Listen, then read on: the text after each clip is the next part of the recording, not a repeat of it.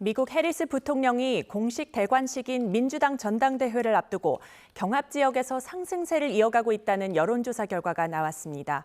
이런 가운데 펜실베니아 유세에 나선 트럼프 전 대통령은 여전히 해리스가 더 쉽다고 맞섰습니다. 취재기자 연결합니다. 박영진 기자. 네, 국제부입니다.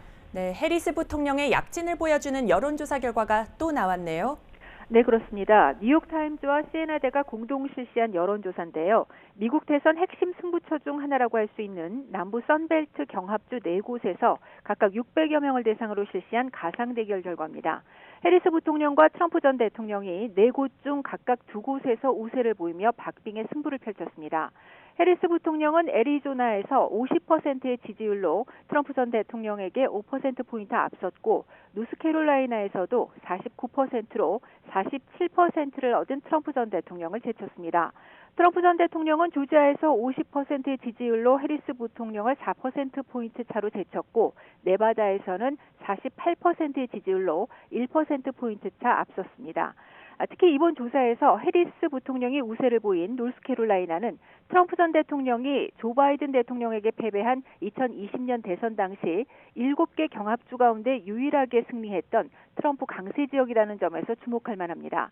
해리스 부통령은 흑인 유권자로부터 84%의 압도적인 지지를 받았고 여성 유권자 지지율도 트럼프 전 대통령보다 14%포인트 앞선 것으로 나타났습니다. 앞서 지난 10일 발표된 뉴욕타임즈와 시에나대의 북쪽 러스트벨트 세계 경합주 여론조사에서도 해리스 부통령이 4%포인트 우위를 보인 바 있습니다. 해리스 부통령은 러스트벨트 3곳만 지켜내도 유리한 승부를 펼칠 수 있다는 분석이 나오는데 이번에 트럼프 전 대통령이 비교적 안심하고 있던 선벨트 지역까지 흔들어 놓은 셈입니다.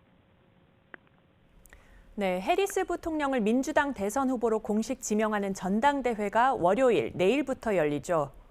네, 해리스 부통령의 대관식이 될 민주당 전당대회가 월요일인 내일부터 나흘간 시카고에서 열립니다. 시카고는 민주당 대선 후보를 확정하는 전당대회를 25번이나 치른 진보의 아성이라고 할 수 있는 지역입니다.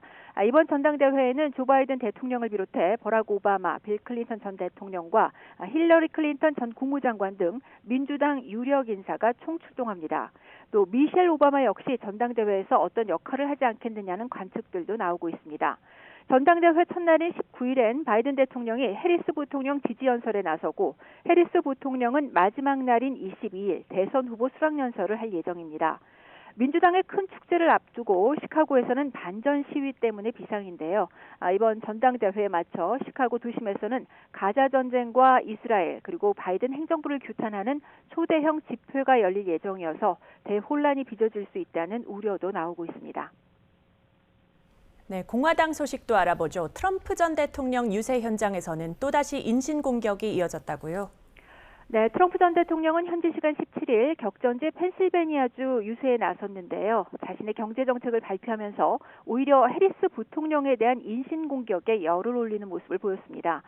인플레이션의 원인을 민주당에 돌리면서 해리스 부통령이 부통령 시절 해결하지 못한 물가 문제를 대통령이 된다고 해결하겠느냐고 비꼬는가 하면 해리스의 경제정책을 공산주의 국가의 조치에 비유하면서 맹공을 퍼부었습니다. 또 자신이 해리스 부통령보다 잘생겼다면서 해리스 부통령의 웃음과 외모 등을 조롱하기도 했습니다.